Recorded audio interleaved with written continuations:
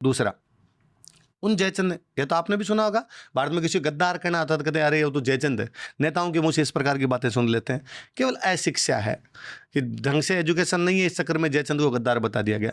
क्योंकि गौरी को यदि जयचंद बुलाता तो गौरी की अगली लड़ाई भारत में जयचंद के साथ है, चंदावर का युद्ध है, और जयचंद कन्नौज का बड़ा राजा है।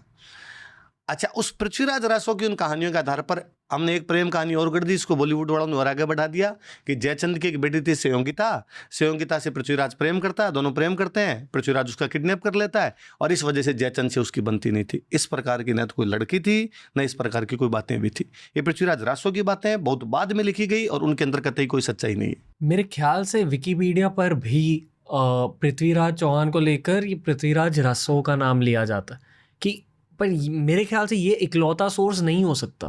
पृथ्वीराज रासो 17वीं सेंचुरी के आसपास हमारे सामने आती है, जबकि वो बात है 12वीं सेंचुरी की। 500 साल बाद में आप पढ़ रहे हो उसको। ऐसा कहा जाता है कि पृथ्वीराज के दरबार में रहने वाले चंद्रप्रदायी ने वो लिखी थी, पर उसका हमारे पास कोई हिस्टोरिकल एविडेंस नहीं। तो ये जो असली हिस्ट्री है ये कहाँ से पता चलती है?